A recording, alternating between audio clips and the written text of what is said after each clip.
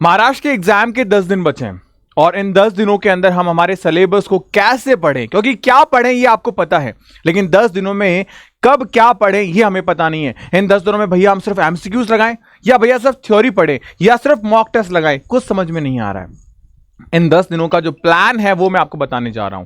अगर आप सिस्टमैटिक तरीके से सिर्फ इतना करते हो जितना मैं बता रहा हूं तो आपका सिलेक्शन आसानी से हो जाएगा।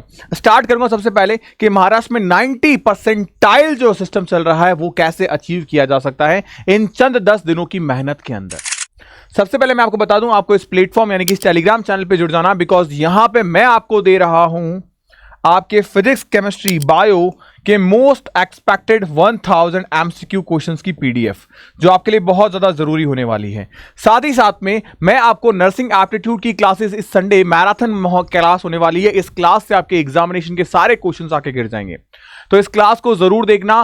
30 मार्च को सुबह 9 बजे क्लास स्टार्ट होगी, जहां पे आपसे केमिस्ट्री और नर्सिंग एप्टीट्यूड ये दोनों सब्जेक्ट को खत्म किया जाएगा।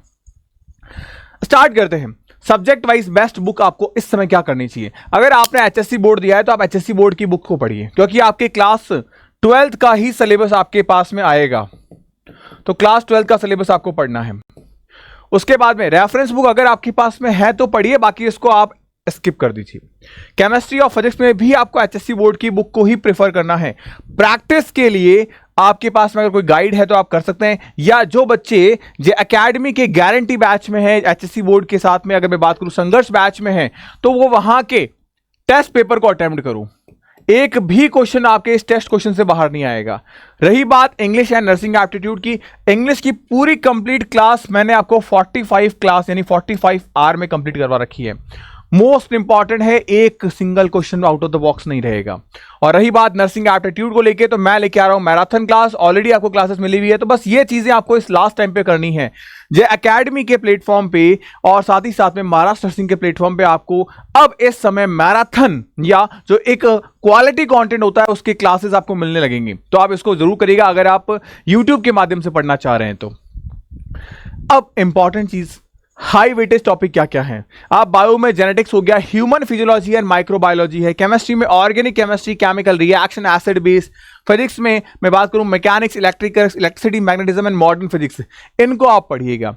इंग्लिश के अंदर मैं बात करूं तो एक्टिव वॉइस, पैसिव वॉइस, या जो आपको 45 आवर की क्लास करवा रखी है, जहां न्यूमेरिकल्स भी करा रखे हैं, टेस्ट भी मैं करवा रखे हैं।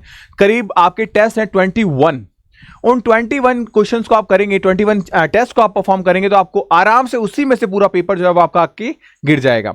बात करें इसके साथ साथ कि इस 10 दिनों में हमें पढ़ना क्या है।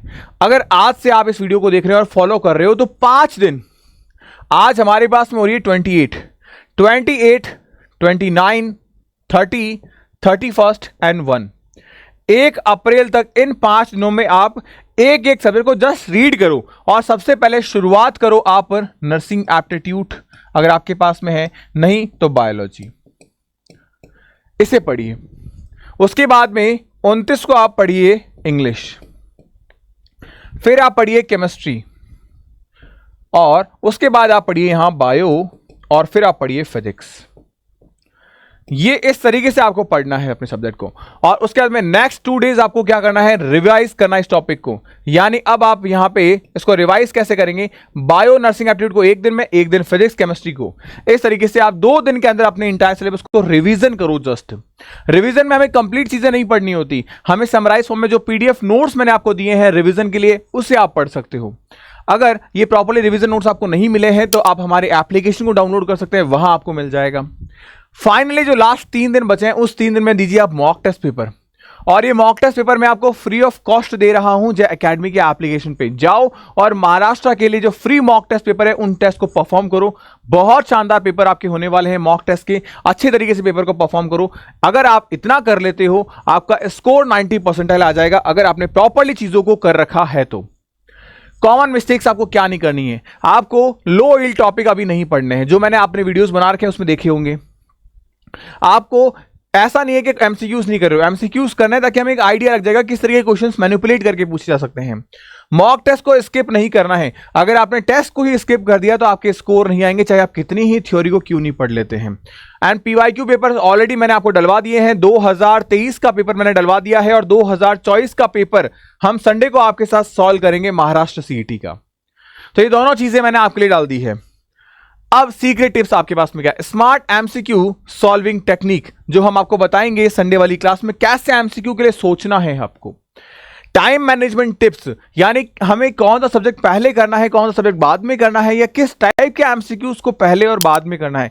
इससे हम हमारा टाइम सेव कर पाएंगे और कंप्लीट पेपर अटेम्प्ट कर पाएंगे। एंड इंपॉर्टेंट कि आप अपने माइंड को काम रखें, पैनिक नहीं हो। सबसे ज्यादा दिक्कत यही है कि जैसे जैसे एग्जाम के दिन करीब आते हैं हम परेशान होते चले जाते हैं, हम अपने आप को कंट्रोल नहीं कर पाते, हमारे इमोशंस इतने हावी हो जाते हैं कि हम इन 10 दिनों को वेस्ट कर देते हैं। ये चीजें आपको नहीं करनी है। तो इस समय के दौरान सबसे इंपॉर्टेंट चीज आपके लिए यही है कि आप अपने आप पे कंट्रोल रखो, और जिस तरीके से मैंने इस टाइम स्केड्यूल को बांटा है, 5 दिन, 2 दिन और 3 दिन के हिसाब से अपने टाइम को बांट दो, आप अपने 7 और 8 अप्रैल को होने वाले एग्जाम के लिए बहुत अच्छे से परफॉर्म करोगे। होपफुली ये वीडियो आपके लिए हेल्पफुल रहा होगा। अगर रहा है तो वीडियो के कमेंट सेक्शन के अंदर जरूर लिखिएगा कि भैया मैं इस बार सिलेक्शन हासिल करके रहूंगा या 90% लाके रहूंगा। मिलते हैं नेक्स्ट वीडियो में, तब तक गुड बाय। पढ़ते रहिए, मुस्कुराते रहिए, स्टे हैप्पी, स्टे हेल्दी।